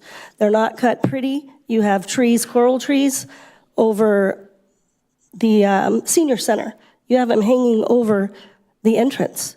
Those coral trees get too heavy. They fall, they break. You're gonna have roof damage at the senior center. Just because I've been looking at trees probably for 3 years now, I've noticed a lot of trees throughout the city. You have San Dimas Avenue, they're cut in half. Then you have the power lines. That's not a pretty tree that you're maintaining. You have the sidewalks that are lifting there. You're grinding them down. The sidewalks look terrible. The trees look terrible. But do you want to really save that one tree? You might have to take that tree out, replace it with something smaller, maybe a hedge, maybe something drought tolerant, maybe an aloe, how do you say it? Aloe plant? Something else besides trees. Trees are beautiful. I probably have 150 trees myself. They're well maintained, they're brand new, they're beautiful.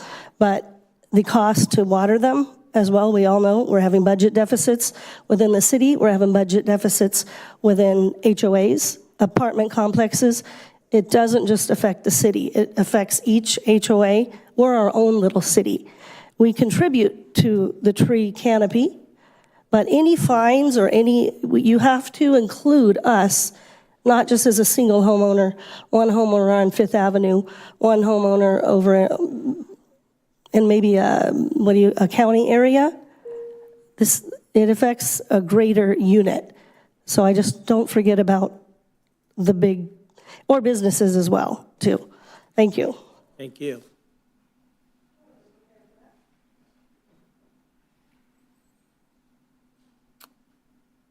Anyone else wishing to speak to the council at this time? Seeing none, we'll move on to city manager's report. Thank you, Mr. Mayor. I just have one update. Earlier this day, Assistant City Manager and I attended the every 15-minute event that the Los Angeles Sheriff's Department and the California Highway Patrol performed out in front of San Dimas High School. If you haven't seen an event like this, or if your child who's about to drive or driving hasn't seen this event, it's something that I would hope every resident would ensure that they take a look at. Every 15 minutes, there's a death in this country due to traffic accidents. And I know when I look at some of the members of the council who serve in law enforcement or have served in law enforcement, the number of times you've arrived at a scene where you've come across a loved one that was killed by no fault of their own or a fault of their own or negligence is traumatic. And for those in law enforcement, you've seen so much of it that you become immune every time you arrive at a scene, and it's unfortunate. It's just the nature of the job that you're in. But for our kids, the ones that are turning 16, 16 and a half and getting in a car and driving and thinking they're invincible and that there are no consequences from drinking and driving and doing things that that they think that can't stop them. It's a sobering event to see two of your what would have been friends killed on the way to prom and seeing the damage you do to, in this case, what was a father of 3 kids and a husband who passed away and an officer who has to show up at their doorstep and tell them, your loved one's passed away. And so it was very well done. Kudos to Bonita Unified School District for ensuring that we do this on an annual basis. It does not occur at every high school like that. And And while it's a sad reminder of what the future holds, I'm proud to see that we're taking the steps that hopefully, if just one life was saved by that, pays exponentially more than the cost to put it on. So with that, Mr. Mayor, I'll turn it back to you. Thank you. I just might make note, we absolutely have a city council member here who participated in that program several years ago when she was a student at San Dimas High School. Okay. Any questions of city clerk, city manager? Mr. City Attorney? Mayor, I wanted to note for the record on our closed session agenda tonight, the third item, which is an initiation of litigation item. Councilmember Vienna has to recuse himself from that item because he has a financial interest due to his salary received from the County of Los Angeles. So he will not be participating in closed session item 3. That's the only report I have. And which number is that? Number 3? Number 3. Okay, so you'll get to go home early. All right? Okay. No, let's make it that number 1, and then we'll come back to number 2 and 3. All right, members of the City Council, council members' reports on meetings attended at the expense of the local agency pursuant to AB 1234. Yes, Mr. Mayor, I attended the League of California Cities City Leaders Summit from April 17th to April 19th in Sacramento. This particular summit, which is held annually, has a number of sessions that educate city council members from across the state on various matters, bills that are before the legislature that could impact the city. In addition, it's also a forum where cities share best practices and things that they've been successful in tackling in terms of issues that we all face, such as homelessness. The agenda was really robust. I learned quite a bit. I'm always looking for insights that I hadn't thought of before, and this conference certainly offered that. I won't go through the full list of sessions that I attended. It was over 2.5 days, but I will highlight just a few things to help the public understand the benefit that we receive from this. So there was a session, for example, on homelessness and certain jurisdictions that had been successful in removing barriers to not only getting people off of the streets, but moving them to more permanent housing. And so one city, I believe it was San Luis Obispo, they found success in having 2 case managers that helped them manage each person. So in one case, it's your typical case manager for helping them understand what services are available, but the other one was strictly focused on their mental health. So somebody who was like a mental health care worker, a psychiatrist in, I think, the case there, where they would get them on the right medication and really monitor that because that's a critical part of it. They also removed barriers that I wouldn't have thought of. So as you know, many homeless people have pets. They have dogs. They do not want to move to a shelter or to any kind of a solution if they have to give up their pet. They're willing to stay on the street. So one of the solutions was building an actual pet kennel, a dog kennel within their affordable housing unit. And they had a much, much higher increase in the number of people who were to take it up. I never would have thought of building a kennel and seeing that as a barrier, but that was one thing that was called out. There was a session on bills that the state legislature is examining that would threaten the fiscal stability of local jurisdictions. So for example, SB 1164 would exempt ADUs from taxes. The language on that one was vague. There was another one that would prohibit tax rebates. This is SB 1494. And there was another bill where right now it's a question mark, AB 2647, which would exempt certain people, law enforcement, veterans, from property tax. The League took a position right now where they want to find out more. Their concern is if you exempt property taxes for veterans, for law enforcement, then you might argue, well, nurses, teachers, others, and the list could go on forever, and you could see how that would certainly threaten the fiscal health of a city. And finally, another session which I thought was interesting was AB 764. This added additional requirements for redistricting. As you know, our city went through redistricting this round. Coming at the turn of the decade, we'll have to do districting again. We'll be required, even if the lines do not change, to have 5 council hearings, as well as a workshop, and we would need to start the process at least 204 days before the election. So those are some of the things that we learn. We don't really get this education elsewhere. I highly recommend, I'm sure many of my colleagues have attended these sessions. I plan on going every year just because I found it so insightful and helpful. So that was a session that I attended, and I thank the council for sponsoring my attendance to that event for my education. Anyone else? Hearing none, we'll go on to council request. Councilman Nakano. No comment at this time. I think I've spoken long enough. I appreciate the discussions we had tonight. Councilman Weber. Just want to point out that well, at least last I heard, the Supreme Court was supposed to take up the case of Martin versus Boise today. I hope they did. I don't know if that maybe got postponed, but last I heard it was supposed to be today that they took that up. I will be following that case very eagerly and hope that there is some common sense applied to the Ninth Circuit ruling of Martin versus Boise. If the track record that the Ninth Circuit has had in the Supreme Court continues moving forward, I think there's a lot to look forward to in that regard, and maybe the city won't be encumbered by so many very restrictive points that have been pushed down by the Ninth Circuit there. You mentioned what that is. Martin versus Boise is the case that the Ninth Circuit Court of Appeals ruled basically against the city of Boise when it came to prohibiting camping in public spaces, and made the enforcement of anti-camping ordinances basically a thing of the past. So that has a huge, great deal to do with how we tackle our local problems here moving forward. So it definitely is a case that we should follow closely. Councilmember Bretakos. Oh, I got 2 more things, sorry. No, You're just in a hurry. Oh. So as I pointed out, Councilmember Vienna and I participated in the Ed Jones Memorial Golf Tournament at Villa Verde Country Club in support of the Education Foundation. We saw a lot of familiar faces there. We had a great time. Actually had a good round of golf, which is rare for me, but we did. I hope the Education Foundation had a successful fundraiser, and I really do thank them for continuing to support our students.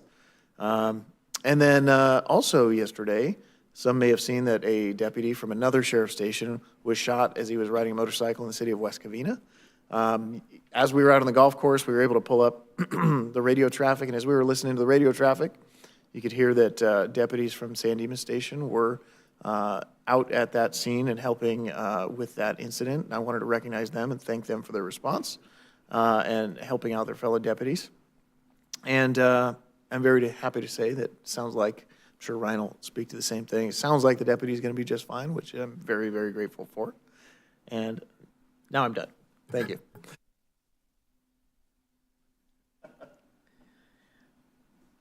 What's bad is that I don't know that I can pronounce it a second time. You did it pretty good, Bretakos. I just wanted to say that I know there are members in our community who are disappointed to see our 99-cent store go. People that were on, limited budgets, limited incomes, who relied upon that store for their food, their produce. I wanted to highlight that we have a great local grocery store called San Dimas Farmers Market on Bonita and San Dimas Canyon Road. Is that right? They have a wonderful produce section that is really, really budget friendly. So for any of our seniors out there looking for other options, please go and visit this market. I think you'll be really pleasantly surprised. And thank you everyone for tonight. Thank you. Ryan? Thank you, Mayor. I attended the San Gabriel Valley Vector and Mosquito Control District meeting a couple weeks ago on Friday, and I encourage people. There hasn't been one public comment the whole time I've been involved with that organization. But the thing about it is things are heating up, and it is more and more important that people are paying attention to what's going on. The mosquitoes are just ramping up. So please, visit the Mosquito and Vector Control District of San Gabriel Valley's website or their social media to be able to get tips and tricks to be able to address any issues you may have related to infestations with mosquitoes. The staff there is amazing. They are highly skilled. The scientists they have on board, everyone there does an amazing job. So they're a great resource if you need them, and they're happy to come out and consult if needed. I didn't get a chance to get around to this event, but I know we had the superhero 5K run in support of Crime Stoppers at Benelli Park in the community on the 13th. I heard that was an awesome event, and I appreciate the members of the community that went out to support that and those crime survivors that were honored at that event. Each year, that event comes back to this community, and it's a very great cause. I encourage folks to look it up. There will be one more Crime Survivors event in Orange County in the very near future. So if you're interested in participating in that or participating in a virtual 5K, you can do that, run, walk, whatever you choose. Last couple things. I did have the opportunity to attend the Ed Jones Foundation golf tournament. I appreciate their efforts and echo Councilmember Weber's comments. I know that the entire council supported that event one way or another, whether it was in donations as seen in T signs or showing up and being present. So I think that's awesome to see that the council getting out there and continuing the tradition that the council has had in supporting those events. The last thing is, I really do encourage the community to take a look at what's going on with the city's budget and pay attention to what's going on in our study sessions. There was a study session earlier this evening where the council is discussing, getting presented from the staff a presentation related to the budget. I highly encourage everyone in the community to take a moment to look at the staff presentation related to that and encourage everyone to take some time to digest it. It's a complicated discussion, and I think over the years, the staff has done a great job in continuing to dissect that discussion into very palatable pieces for everyone to really understand what's going on. But that being said, the ARPA money seems to be drying up, and the city, it appears, is going to be in a position to make some very difficult decisions related to the budget and services and decide what we're going to do as it relates to our reserves. And it's going to be an exciting story. So I encourage everybody to not just look at the budget, but also look at the community survey that the city did and really look at that too and understand where the community broadly weighed in on priorities. And then email your council members, email all of us and let us know what you think. If you have any thoughts or opinions on the matter as the council continues to deliberate in the weeks ahead. But one of the things is, as you may know, you can email council by emailing council@sandimasca.gov. That will email all of the members of the city council, so you don't have to type out each one of our unique email addresses, and you can be heard. So please do raise your voice. And other than that, I just want to say to former Councilman John Ebner, I haven't forgot about you. I'm listening to your trees. And Mitch Crawford, I hope you're having a good night. Thank you. All right, I'll remind everyone that we're having going into closed session, and that'll start in about 5 minutes. Make it 10 minutes. Okay, but I just want to remind everyone, as Margie Green's still in the audience, is that the Chamber, as well as the Historical Society, is having their garage sale, per se, on Saturday, starting at 8 o'clock, and it appears it's going, according to my calendar, 8 hours. And then the other thing is our staff is together at 10 o'clock for Arbor Day and Earth Day, right at the community park. Okay, that'll be starting at 10 o'clock. All right, other than that, I'll entertain a motion to adjourn. Mr. Mayor, just for the record, I will recuse myself from item number 3 in the closed session. And so moved to adjourn. Good night, we'll see you in 2 weeks.